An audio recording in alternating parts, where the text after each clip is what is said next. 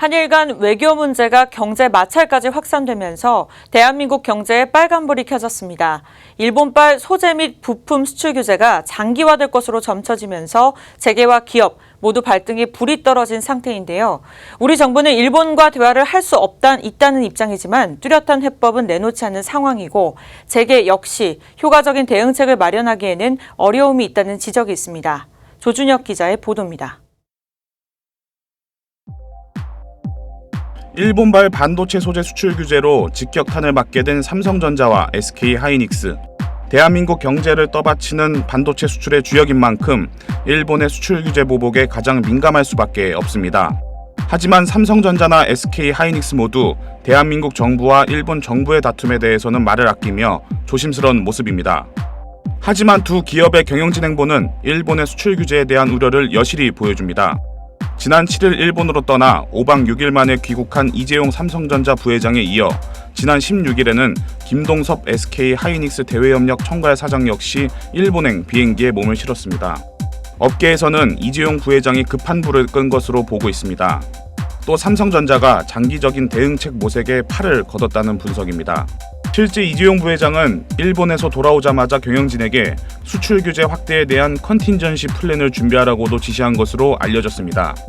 김동섭 사장 역시 현 상황의 돌파구 마련을 위해 일본의 원자재 협력사 방문길에 나섰고 귀국 후 자체적인 대책 마련에 나설 것으로 전해졌습니다.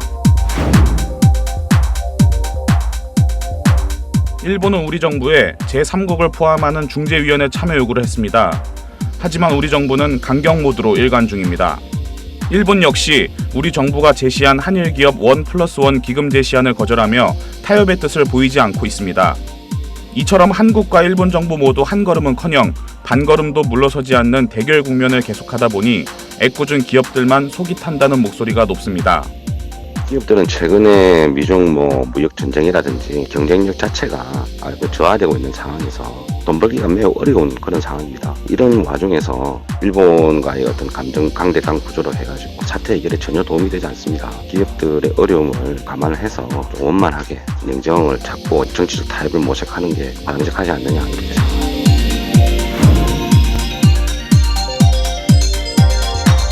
정부 간 마찰로 인한 피해에 대해 재계가 단일한 목소리를 내지 못하는 점도 꼬인 실타래를 푸는데 한계가 되고 있습니다.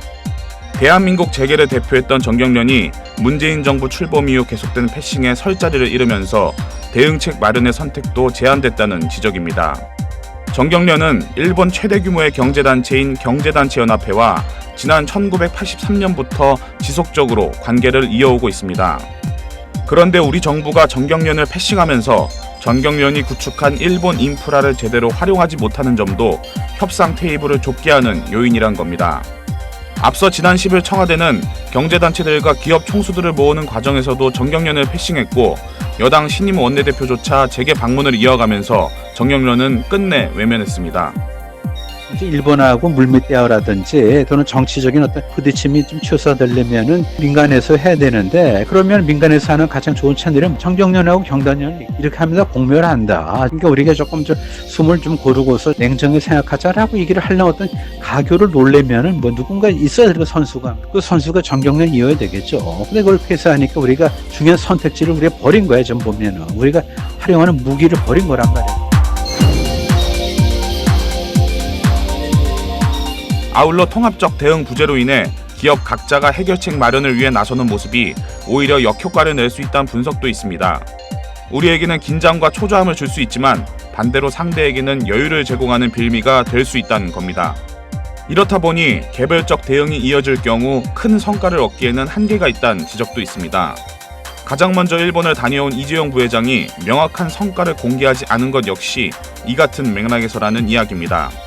힘을 모아야 때 퍼져갖고 하나씩 하면은 뭐가 되겠어. 그 협회를 왜 만들어 도대체. 각계각층하면 되는 거지. 이런 식으로 흩어져고 가면은 일본한테 그 선수를 뺏겨요. 보면은. 그러니까 묵직하게 묶어가지고 이만저만해서 이렇게 생각하자라고 얘기하는 어떤 그 카운터 파트가 좀 해체되다 보니까 이빨 대신 잇몸으로 지금 하는 거 아니에요. 그러다 보니까 각자 가는 건데 반복되고. 현재 한국과 일본 사이에서 벌어지고 있는 경제 마찰 배경에는 한일 간 역사 문제가 도사리고 있습니다. 그런 만큼 조속한 갈등 해결은 기대하기 어려운 상황입니다. 정부 대응과는 별도로 민간이 힘을 모아 투트랙 전략에 나설 수 있도록 이제는 정부도 재계에 힘을 실어줘야 한다는 지적이 나오는 이유입니다. 빡센 뉴스 조준혁입니다.